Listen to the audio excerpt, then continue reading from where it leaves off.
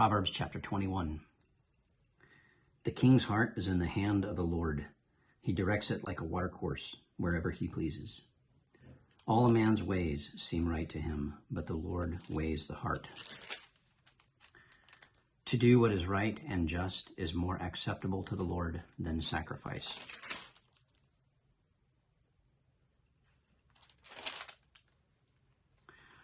Haughty eyes and a proud heart, the lamp of the wicked, are sin. The plans of the diligent lead to profit, as surely as haste leads to poverty. A fortune made by a lying tongue is a fleeting vapor and a deadly snare. The violence of the wicked will drag them away, for they refuse to do what is right. The day of the guilty is devious, but the conduct of the innocent is upright. It's the way of the guilty is devious, but the conduct of the innocent is upright. Better to live on a corner of the roof than share a house with a quarrelsome wife. The wicked man craves evil. His neighbor gets no mercy from him. When a mocker is punished, the simple gain wisdom. When a wise man is instructed, he gets knowledge. The righteous one takes note of the house of the wicked and brings the wicked to ruin. If a man shuts his ears to the cry of the poor, he too will cry out and not be answered. A gift given in secret soothes anger, and a bribe concealed in the cloak pacifies great wrath. When justice is done, it brings joy to the righteous, but terror to evildoers. A man who strays from the path of understanding comes to rest in the company of the dead. He who loves pleasure will become poor. Whoever loves wine and oil will never be rich. The wicked become a ransom for the righteous, and the unfaithful for the upright. Better to live in a desert than with a quarrelsome and ill-tempered wife. In the house of the wise are stores of choice food and oil, but a foolish man devours all he has. He who pursues righteousness and love finds life, prosperity, and honor. A wise man attacks the city of the mighty and pulls down the stronghold in which they trust. He who guards his mouth and his tongue keeps himself from calamity.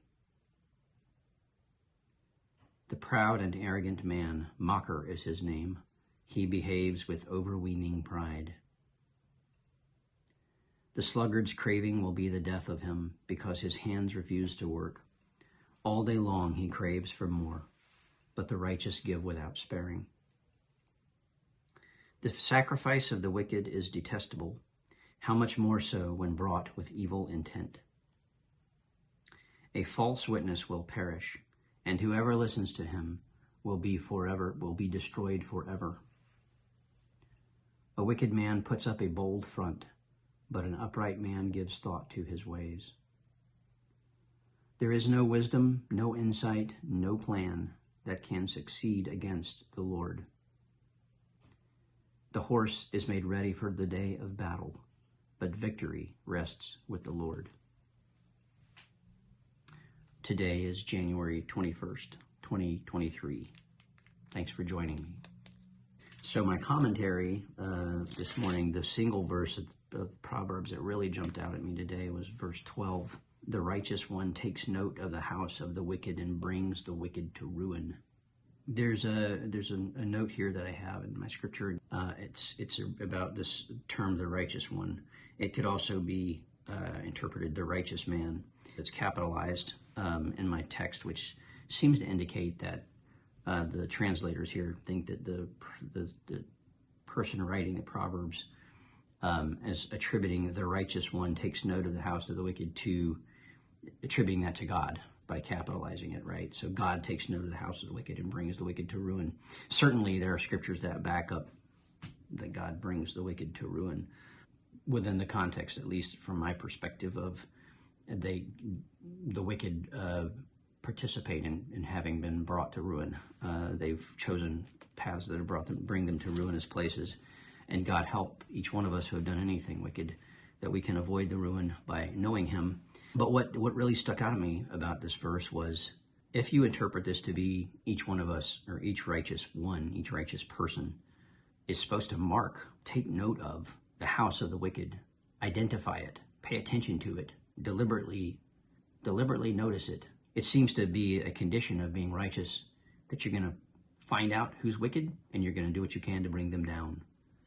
That seems to be a very forward verse, and I found it backed up in verse 15, sort of indirectly, which says, when justice is done, it brings joy to the righteous, but terror to evildoers.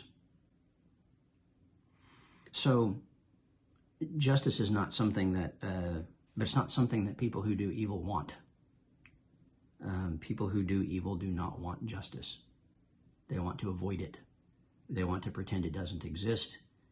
And I hope I'm not coming across you guys as being judgmental of folks. But what I am saying is that there seems to be this tie between verse 12 and verse 15, and also verse 22, which I had never linked to verse 12 before. But verse 22 says, a wise man attacks the city of the mighty. And I have a big question mark in my text, as you can see if you're scrolling through. A big question mark there, because it's like, where does the scripture, in how many places does the scripture refer to the wise attacking things?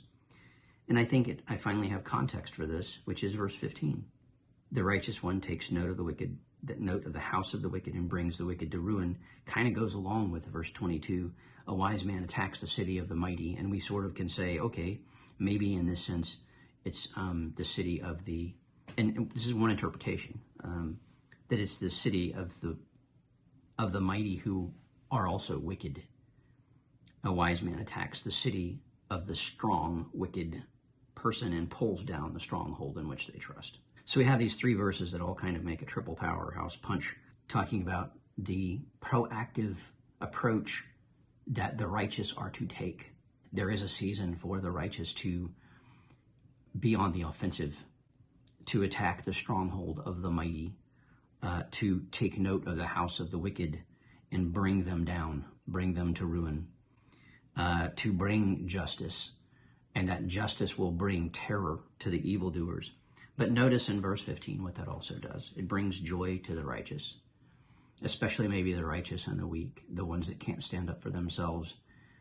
When people of courage decide to stand, even if it's a small stand, being courageous in the moment, to be grounded in your faith in such a way that you have such an assurance of God and God's will in your life, and such an assurance of his ultimate victory in all things, which of course verse 31 alludes to. The horse is made ready for the day of battle. We're supposed to prepare for the battle, but victory rests with the Lord. So I love that verse.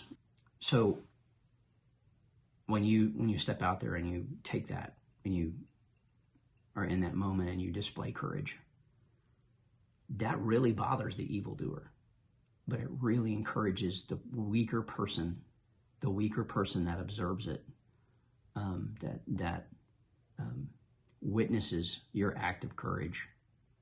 You'll never know maybe how much you have encouraged them and strengthened them. But I would encourage you today, first of all, to find your righteousness in God. That's the only place we find our righteousness if we're Christians, if that's what Christians believe. We find our righteousness in the Lord, not in ourselves.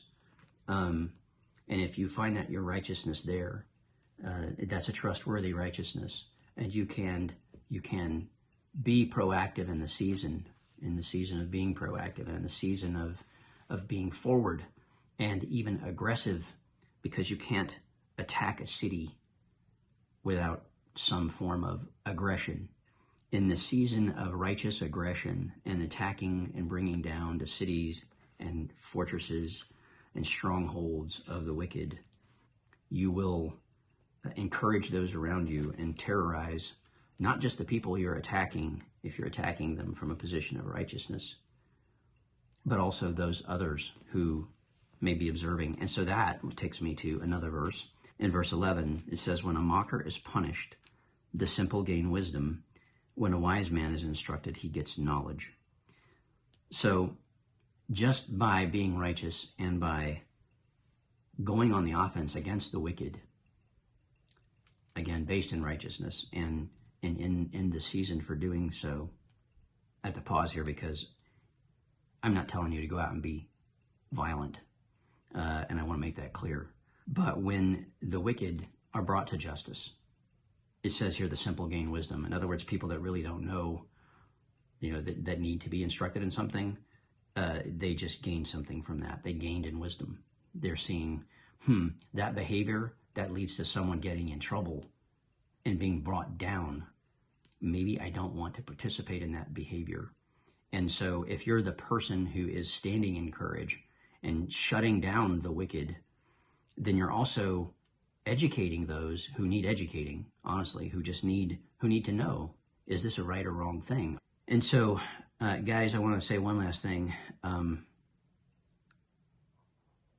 Everything I say to you in these videos and everything I talk about, I try to do it in the context of, I am just another person on a journey, trying to be faithful in my walk, trying to encourage the weak, encourage my brothers, encourage the strong, those who are stronger than me, anyone. There's nothing in my intention for anyone to harm another person in what I talk about. And so sometimes you have to stop and clarify things.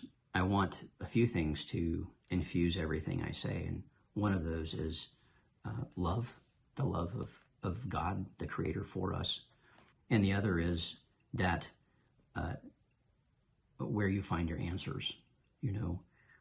The reason I'm reading the Bible is because it's where I go to for answers. And it's where it's an authoritative source for me. So don't look to me or any of my commentary. Just look at my commentary and the things I'm saying. Look at them as just a fellow traveler and the way I'm seeing things and the perspective. You being a free person, and everyone is free in this particular way.